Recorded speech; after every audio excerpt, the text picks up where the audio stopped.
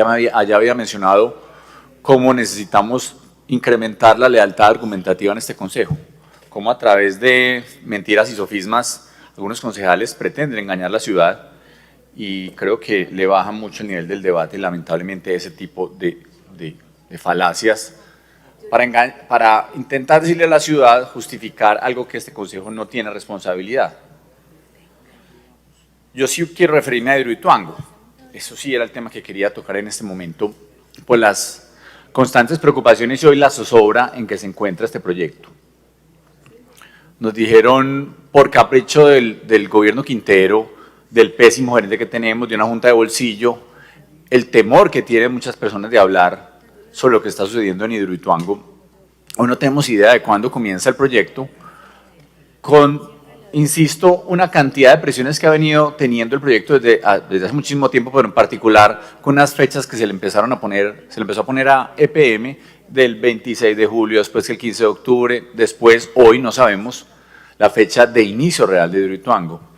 Y eso muestra cómo se perdió hace mucho tiempo la gobernanza en EPM, la seriedad de EPM, una entidad que tenía la mayor credibilidad, el mayor cariño de los ciudadanos, y por cuenta de ese tipo de decisiones, inclusive antitécnicas, porque el informe POIRI había dicho claramente que no se debían siquiera cambiar los contratistas, que se debía seguir para evitar riesgos técnicos y económicos, y por la vida de las personas se deberían meter los contratistas. Pues no, aquí se han tomado unas decisiones al garete, presionando, insisto, con todavía hoy esa zozobra de cuándo va a comenzar el proyecto. Es un tema supremamente grave porque lo hemos dicho con claridad, una unidad que deja de producir al día 1.000 millones de pesos, eso es lo que deja cada una de las unidades, son 8 unidades que en este momento no tenemos idea de cuándo comienzan, y eso pone en riesgo, reitero, el futuro de EPM económico, el futuro de la energía de Colombia y la seguridad ambiental y física y de la vida de cientos de miles de personas aguas abajo, por esa irresponsabilidad de este gobierno. Y además el proyecto corre muchísimos riesgos adicionales. El tema del seguro, que se ha dicho claramente en muchas ocasiones. No solo el seguro todo riesgo que no se cobró completo como se debió haber cobrado. Aquí terminamos en una transacción y no sabemos cuánta plata más se dejó de recibir por muchísimos de los ítems que estaban cubiertos. Nosotros hemos dicho constantemente que aquí había 2.300 millones de dólares de un seguro todo riesgo. Hoy esos son casi 11 billones y medio de pesos, más 600.000 millones aproximadamente de un seguro que era por el retraso del inicio de operaciones de Hidroituango. Es decir, otros más o menos con eso unos 3 billones de pesos adicionales.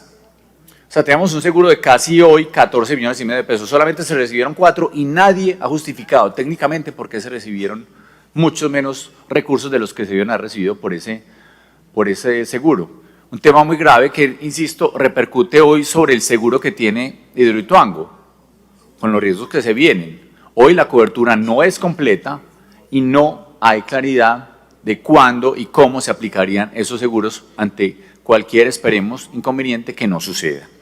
Eso lo vemos con preocupación porque tenemos una eventual multa y ojalá no tengamos dificultades y que se pueda solucionar el problema de la multa. De 160 millones de dólares, otros 800.000 millones de pesos que a la caja hoy de EPM la golpearían de una forma absoluta. Las dificultades económicas de EPM son grandísimas. Aquí podrán decir que las utilidades que dieron y que va a haber la transferencia del municipio de Medellín, pero EPM, si muestran un número en el estado de resultados de EPM, hoy, si se muestra ese número, las dificultades después para hacer la transferencia real de recursos de EPM al municipio de Medellín generará muchísimas dificultades. Imagínense lo que significaría entonces entregar 800.000 millones de pesos al gobierno, no entregárselos a Medellín. Por eso justifica una cantidad de cosas, pues con la 90 de UNE se han inventado todo, por la 90 de UNE se han inventado pues que la ciudad está en quiebra. No, la quiebra la está haciendo Quintero, Jorge Andrés Carrillo, la pésima junta directiva de bolsillo. Esos son los que tienen riesgo a EPM. Y me preocupa porque nosotros, un par de minutos más, presidente, nosotros desde hace mucho tiempo habíamos dicho, le habíamos venido preguntando a EPM que cuál era la razón del no cumplimiento de la fecha. ¿Por qué se había retrasado el proceso? Ustedes lo pueden ver en respuestas oficiales de EPM y sabe que dijeron que el proyecto estuvo más de 6 meses detenido por cuenta del COVID. Y yo digo, si nos dijeron mentiras a nosotros entonces, porque esa pudo haber sido una justificación para decirle a la CREC y solicitarle que se atrasara para el no pago de esta multa 6 meses la entrada en vigencia del proyecto.